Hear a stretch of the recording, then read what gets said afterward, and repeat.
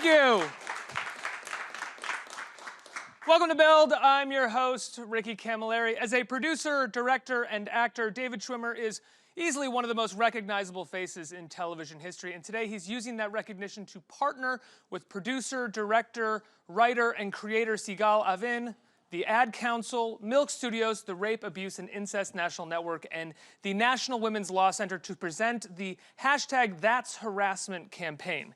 It's a series of short films produced by Schwimmer and written and directed by Sigal Avin and starring the likes of Cynthia Nixon, Emmy Rossum, Noah Emmerich, Grace Gummer, and a number of others, exploring different scenarios where harassment is a major factor. Before we get started, let's take a quick look at The Boss, the PSA that stars David Schwimmer and Zazie Beetz. Hey, Paul.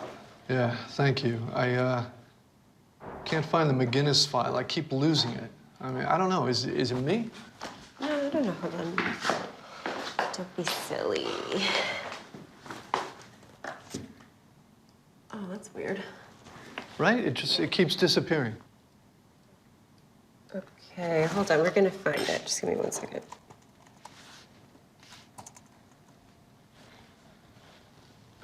Starving. Haven't eaten since lunch.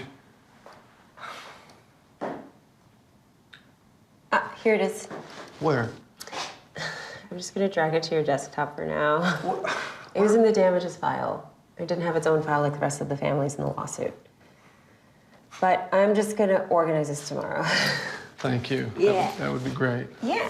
You're amazing. Oh, thanks, my dad. Oh, really? You're very sweet. Thank you. All right. If you're done, I'm gonna get going. Oh, yeah. Where you headed? No, we're just home. Well, I'll take you. Oh my goodness, no, don't be silly. No, it's no problem. I'm out of here. No, it's fine. It's I'll drop you. I'm It's four not- stops away in the queue. I'm really fine. Yeah. What, you don't get bothered on the train? No, I put in my headphones and I listen to my music and then, Nice. yeah, I just go in my own little world. It kind of clears my head. It's nice. Actually, you know what? That sounds really nice. No, I should probably join you on the train, clear my head. Get one of those splitters, headphone. Oh, yeah. So you're happy here? Everything good? You're Oh, happy wow, here? yeah, for Everything sure, good? yeah. I've been great. You're comfortable? Everyone treating you right?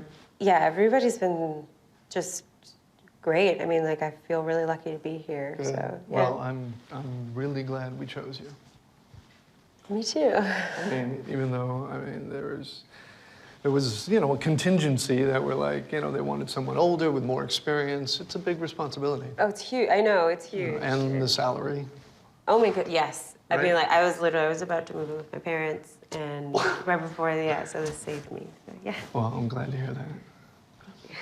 No, I just want you to know that I really believe in you, Thank you. It's nice to hear that from someone. These are cool. Did you, what did you...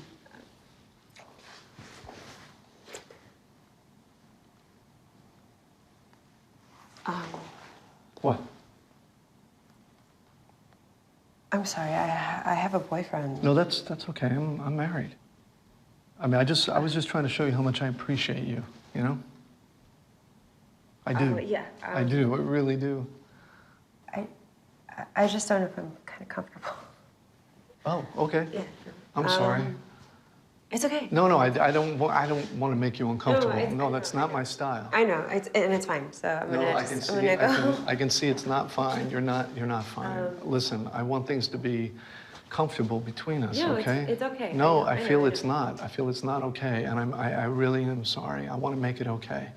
Okay. Okay? Okay. Are we good? Nothing happened. No. Nothing happened. All right? I was showing, you know what it was? I just want to show you how great you are, how good you are. Thank you. Okay. And that's all. Okay? We're good? We're friends? Friends? We're friends. Okay. We're friends. Come on. Let's have a hug. I don't think it's really. No, we don't need to. let's end this properly. Come on. Come on. Okay. There, and here, this is how we end things properly, all right? Okay. Okay? All right, yeah. Okay? Sure. All right. I'll see you tomorrow. See you tomorrow. Okay. Sure.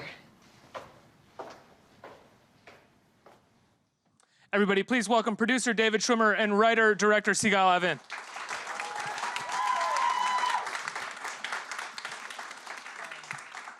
So that film premiered in April of last year, right? And what we're showing now and what you're sort of on the road talking about here are these different spots that the Ad Council has put together and where they're going to be premiering. Can you talk about that before we actually talk about the production of these and everything? Go ahead. So starting this last Friday, they started premiering on Hulu, Amazon, Showtime, CW, Stars, FX. No, Fox, CBS, Freeform.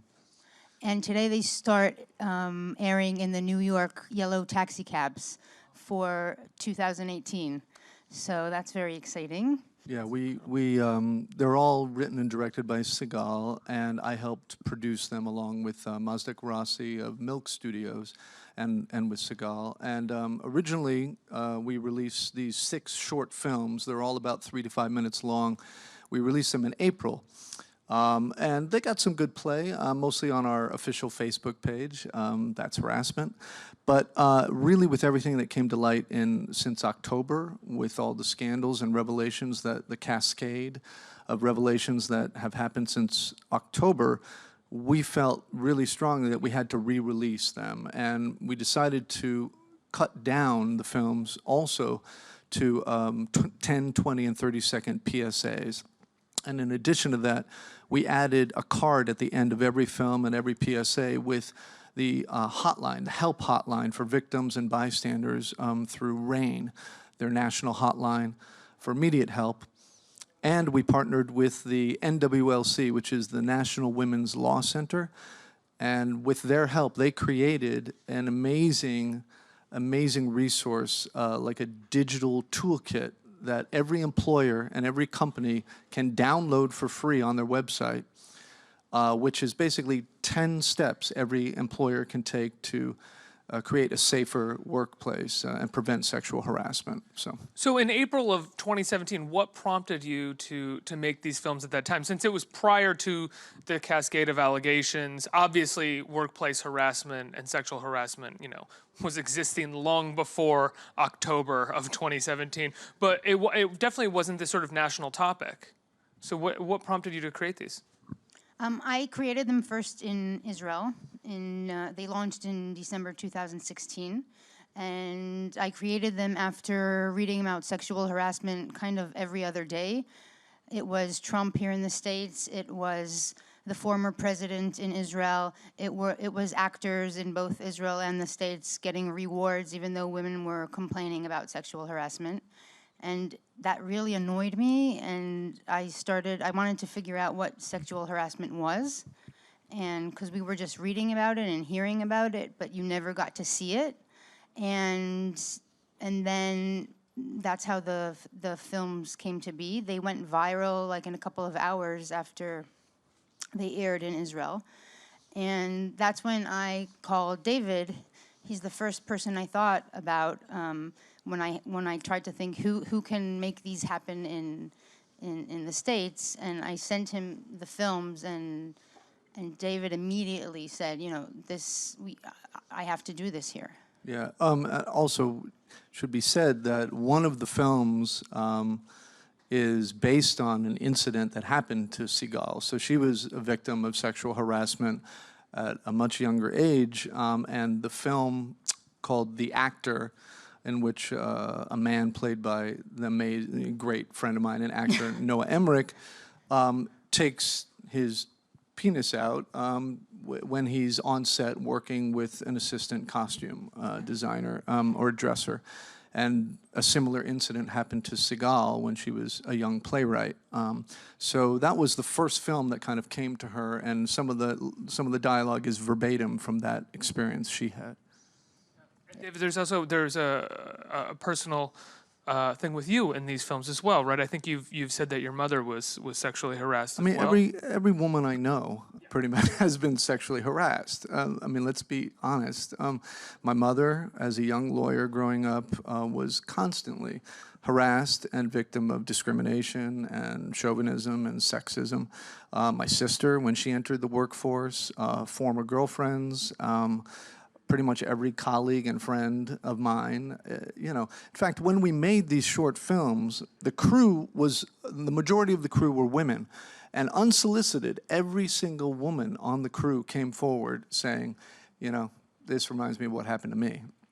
Everyone had an experience.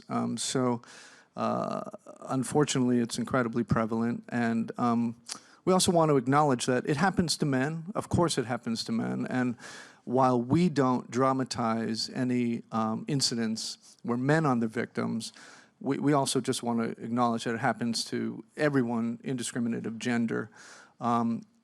However, the vast majority of victims are women, so that's what we chose to focus on.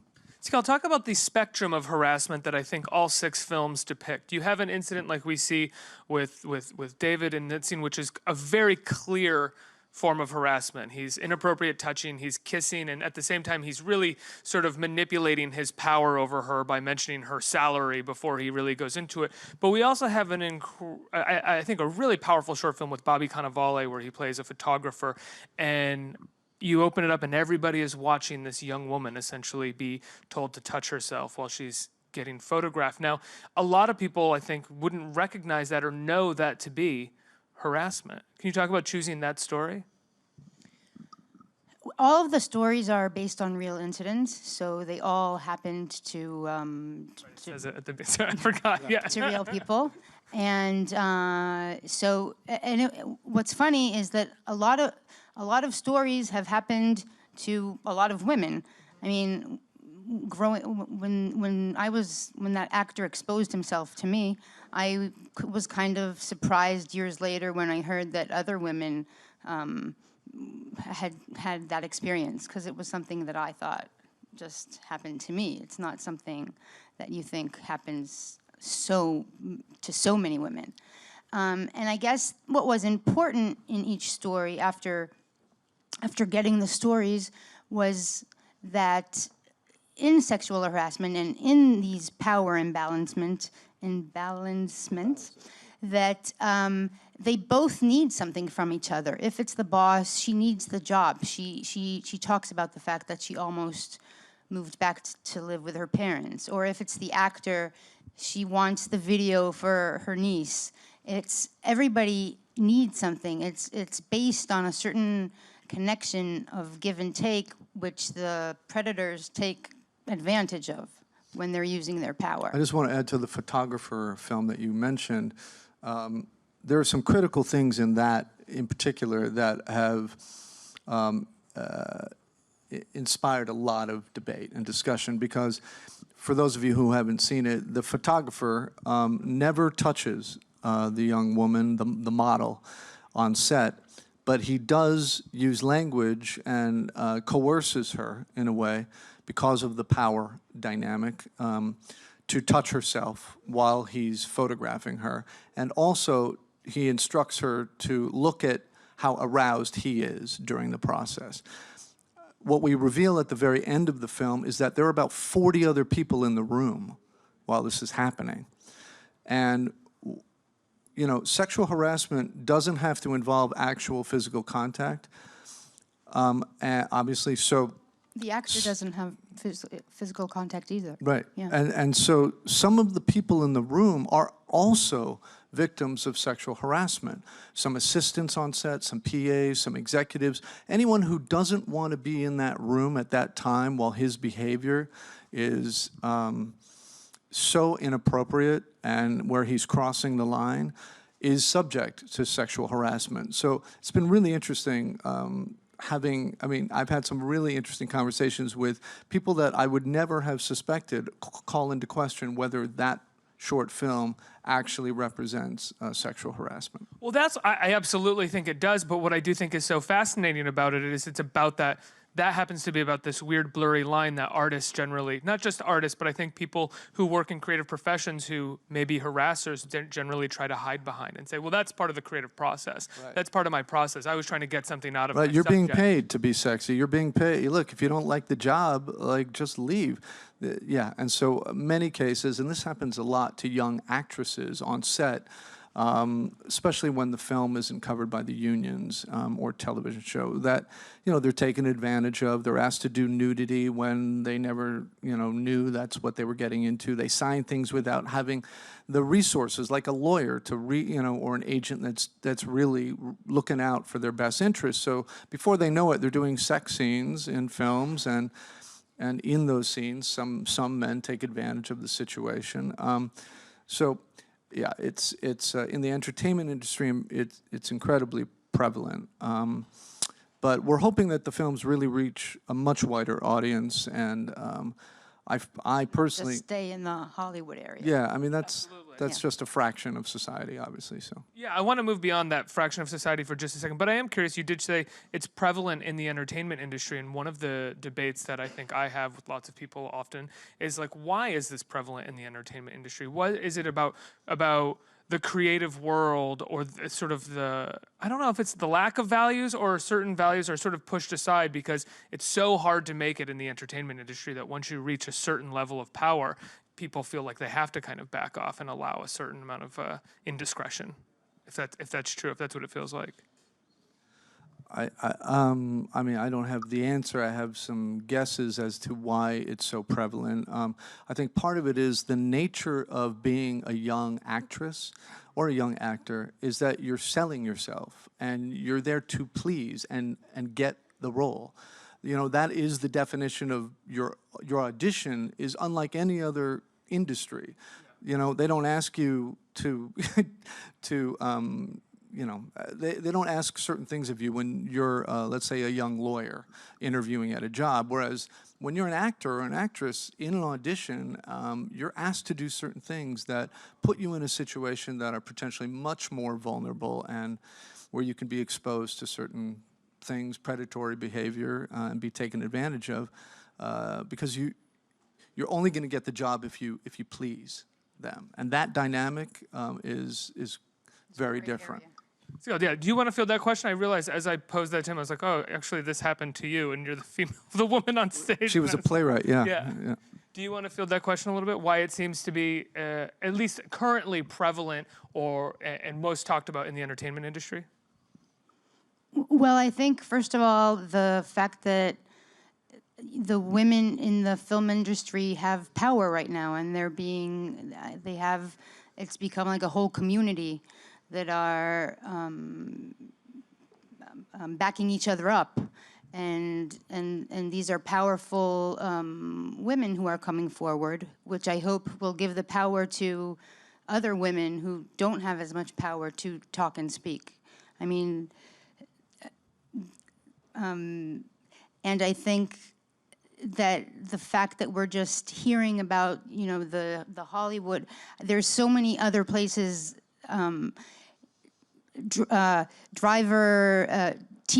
Driving teachers and bars and restaurants and everywhere. And waitresses and cleaners and look. I mean, the fact is, plants. I mean, the fact is, you know, we're more aware. We're being made more aware of the entertainment industry because those people are famous, right?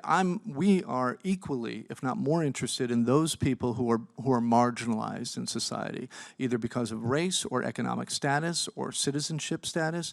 Like those people who aren't given any kind of platform, who don't have the resources to be able to afford a lawyer, their own lawyer.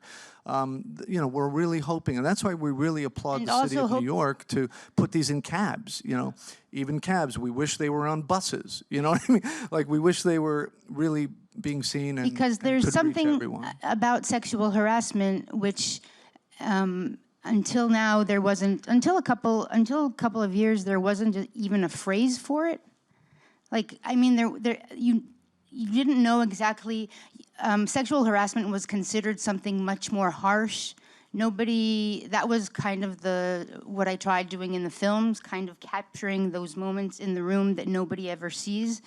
And I think that the films are key for knowledge, because I think that a lot of young women don't even know to tell themselves that what's happening to them is sexual harassment. A lot of times it's done so subtly, and the person, the boss or the bartender or the driving teacher or whatever is it's so subtle, and he's also friendly, and he's not some mean monster. So that's what makes it confusing, and that can Right, kind of it's throw not big- people off. Yeah, and when Sigal first approached me about this, she was saying, look, there's nothing out there that actually shows sexual harassment.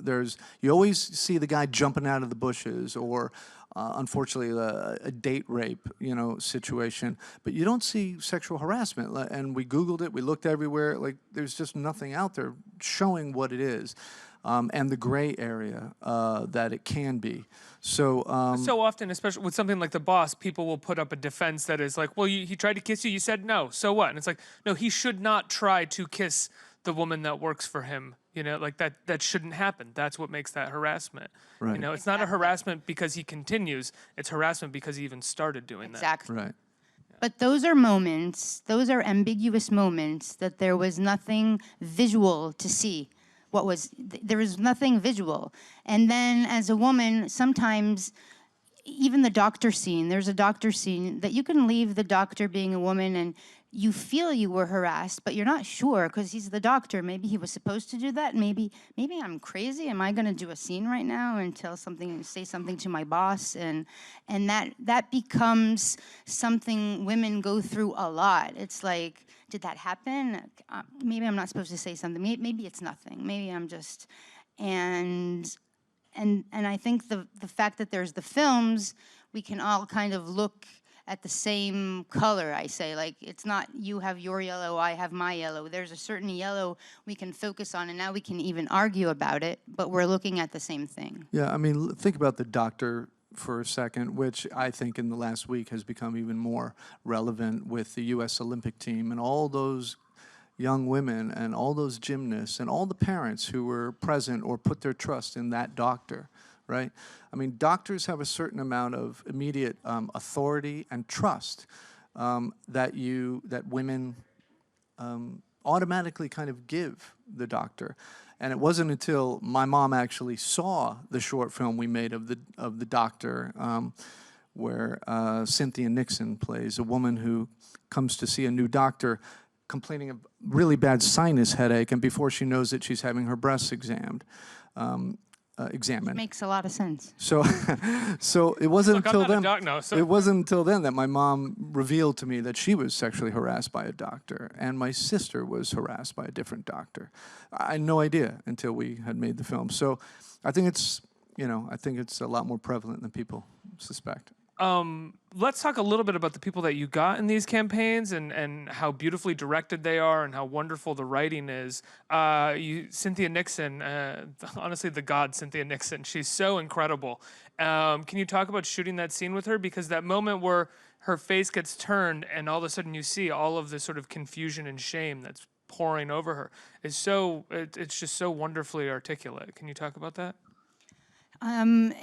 So that's the moment where it was I think the direction was, that's the moment where what I talked about before, where is this okay? Is this wrong? Wait a moment. What's going on? You put it great in another interview where Sigal said, I want to find the moment in the room when the energy shifts. Capture the moment. Capture the moment. When the energy changes. That as a woman, you can be in a room with a man and there's a certain energy, and then there's this 1 second where the energy shifts and you become aware, and then you're in a different mode, and now you're wondering if something's happening or not happening. And that moment was the moment for Cynthia to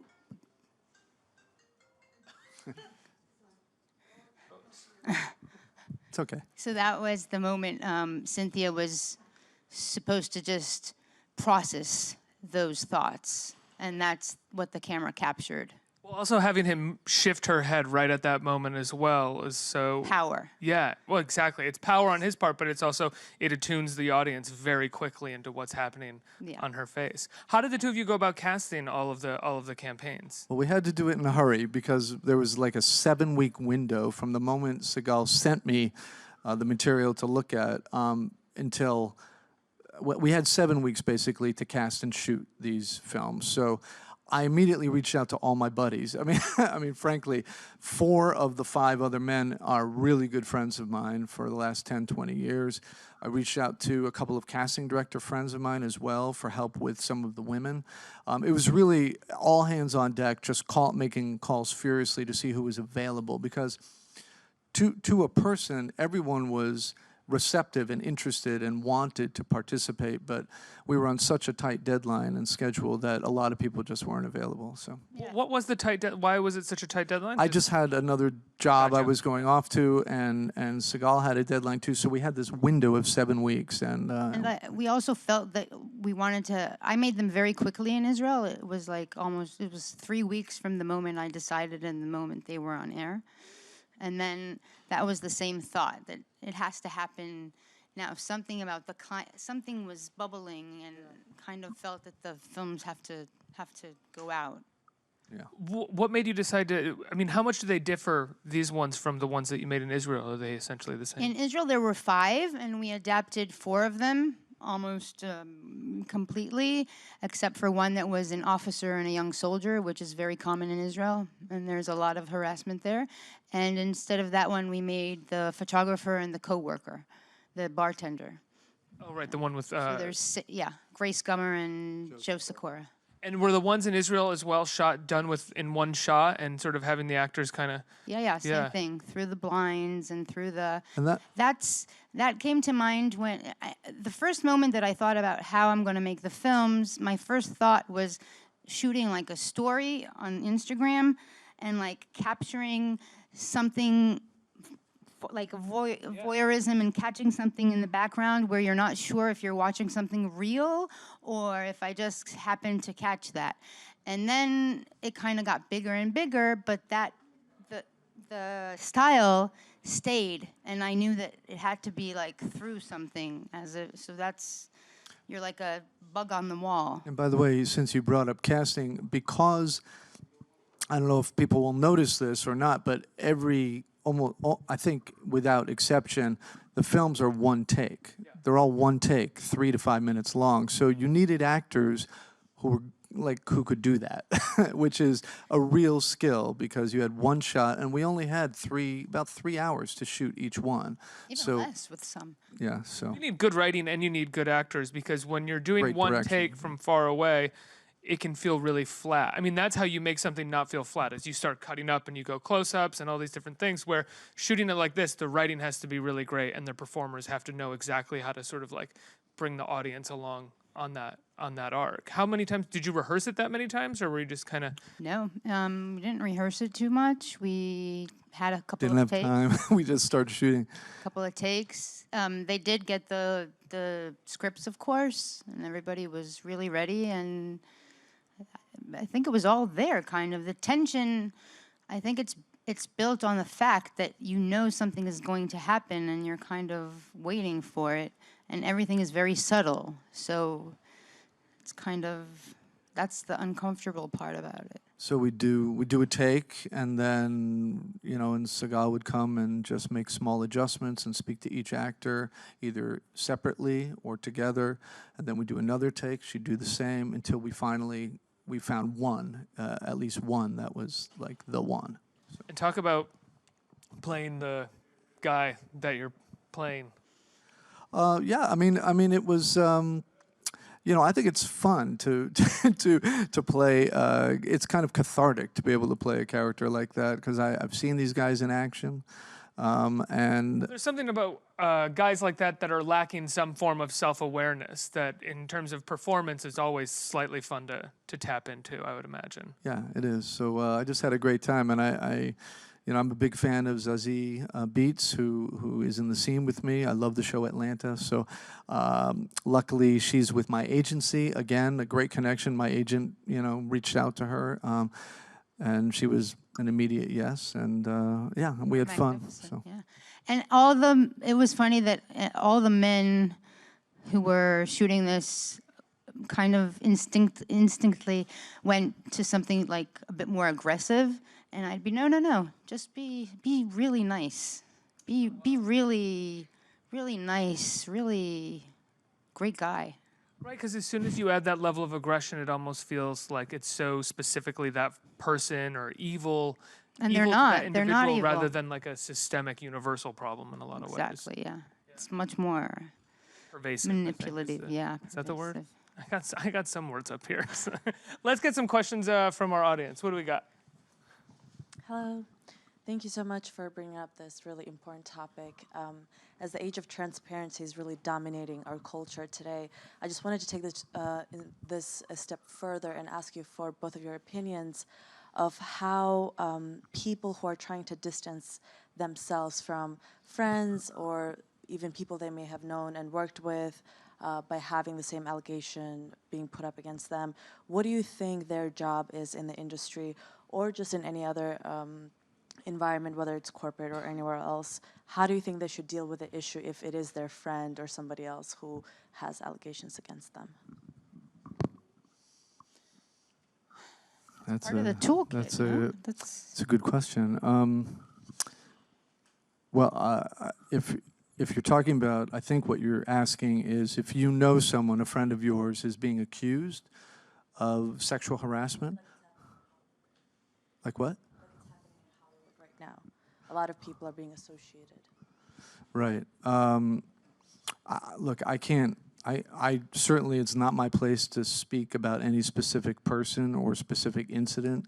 I'm kind of the mind that I reserve my own opinion and judgment until I hear all the facts, and I think that's what I would advise anyone to do. Until you know all the facts, I would hold off on any snap judgments. Okay. Next question. How are you? Thank you Good. for you both bringing this to light and for doing what you're doing, because it's very important, not just for the industry, but for everyone.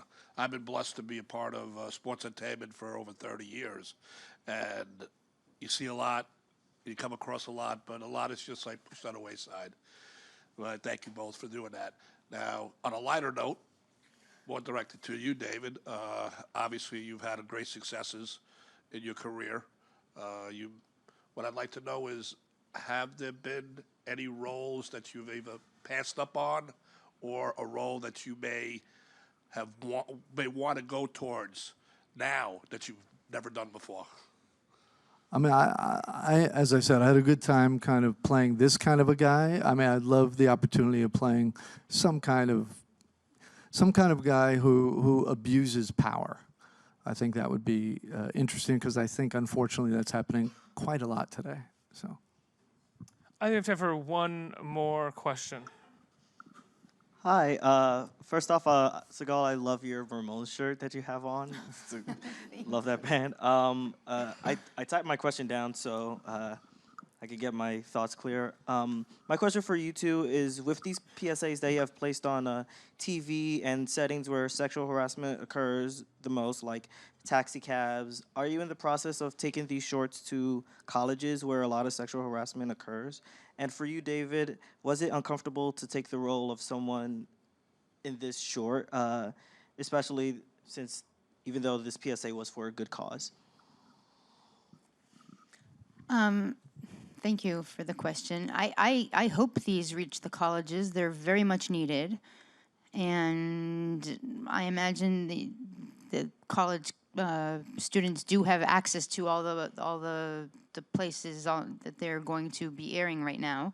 And we just started talking about hopefully maybe another project addressing a younger generation. So I hope maybe that'll help too. yeah, I mean, this kind of abuse of power is very prevalent between academic, at the university level, the college level, even the high school level.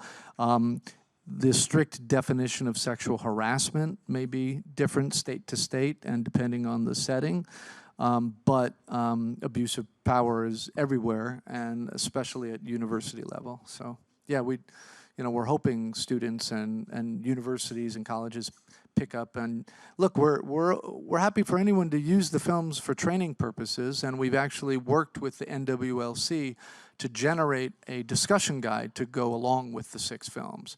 that kind of help foster a real honest discussion for employees and employers and, say, students and faculty. Talk about the discussion guide, though, that you created. Right. This was really with the help of all the talented and much more informed and knowledgeable people at the National Women's Law Center. They really helped put together this incredible discussion guide so that you could watch each film and that there are specific pointed questions asking men and women, employees ideally, what did they receive, what did they see, what constituted in their minds sexual harassment, where was the line crossed, you know, really trying to identify specifically with the goal of, you know, changing and reforming harassment in the workplace and to make sure every work environment is a safe environment. It's incredible work that you've done. The hashtag is That's Harassment. That's the campaign. People can look into it. I know there's a YouTube page where you can watch the short versions as well as the long. Facebook page, Twitter page, YouTube page, and they're on the taxi cabs and the media that we. And if you're if you're an employee out there or a CEO or an employer, go to nwlc.org/that's harassment and download the digital toolkit. And that's one step you can take. It's a very important step because that's the only way to kind of, if every person that's on top of the pyramid makes sure that his area is harassment clear, then that can minimize the phenomenon very much. It has to start up. Absolutely. Sigal, David, thank you so much for being here. Congratulations on the Thank campaign. you. Thank you. Thank you very much.